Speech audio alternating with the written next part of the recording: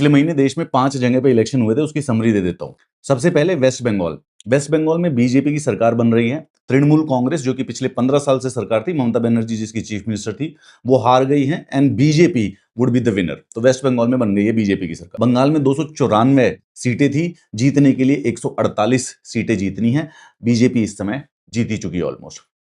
असम में Himanta Biswa Sharma chief minister थे, BJP की गवर्नमेंट थी, वही दोबारा से जीत रही है। असम में 126 सीटें होती हैं, जीतने के लिए चाहिए 64, और बीजेपी इस समय 80 में लीड कर रही है। यहां पर भी असम में भी बीजेपी की सरकार आ रही है, यानी कि Himanta Biswa Sarma would continue as the chief minister. उसके बाद केरल में 140 सीटों पर इलेक्शन हुए थे, जीतने के लिए चाहिए 71।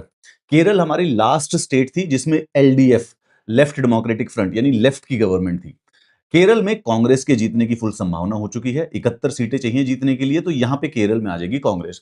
तो बंगाल में बीजेपी जीत गई, असम में बीजेपी जीत गई, और केरल में कांग्रेस का एक अलायंस है वो जीत गया, और लेफ्ट वाले हार गए। तो लेफ्ट अब इंडिया में कहीं पर भी, पूरी किसी भी स्टेट में लेफ्ट की कोई गवर्नमेंट नहीं बची है। उसके बाद तमिलनाडु में सबसे बड़ा सरप्राइज है। तमिलनाडु में रूलिंग पार्टी है डीएमके, और एक नया एंट्रेंट था इसके अंदर, टीवी के। ये जो विजय है, मूवी स्टार है, ये इस समय पॉलिटिक्स में एंटर किया और इस समय ये लीड कर रहा है।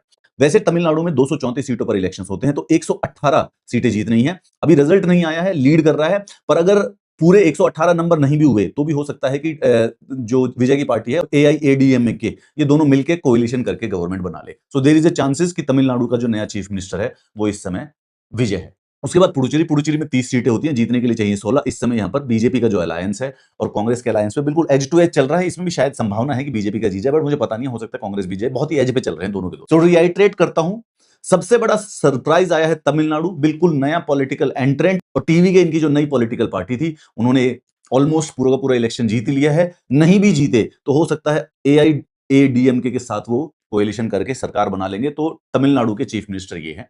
दूसरा, वेस्ट बंगाल के चीफ मिनिस्टर कौन होंगे ये तो हमें नहीं पता है, लेकिन हाँ, वेस्ट बंगाल में बीजेपी जीत रही है, तो ममता दीदी की जो सरकार है वो खत्म। वहां से तृणमूल कांग्रेस का अभी इस बार अपोजिशन में है, बीजेपी का चीफ मिनिस्टर होगा। असम में फिर दोबारा से बीजेपी जीत रही है, तो यहां पे इनके चीफ मिनिस्टर होंगे हिमंता बिस्वा शर्मा। केरल में जो एलडीएफ है वो हार रही है, एंड इट सीम्स कांग्रेस का एक अलायंस है वो जीतने लग रहा है, तो सीएम बाद में चलेगा। पुडुचेरी में बिल्कुल एज टू एज चल रहा है, 30 सीटें है ना, तो बहुत मुश्किल है। ये है इलेक्शन यार। ऑब्वियसली अभी सिर्फ और सिर्फ 12:30 बजे हैं, थोड़े से अर्ली ट्रेंड्स हैं, इसमें कुछ बदलाव आ सकता है, पर बड़ी बड़ी स्टेट्स तो फाइनल हो चुकी हैं। बंगाल बीजेपी, असम बीजेपी, तमिलनाडु में TV K Vijay would be the chief minister.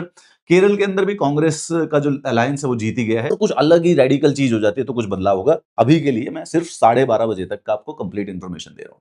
छोड़ो न्यूज चैनल, इतना ही है, टाइम पास कर रहे हैं वो लोग सारे, इतना ही कर लो।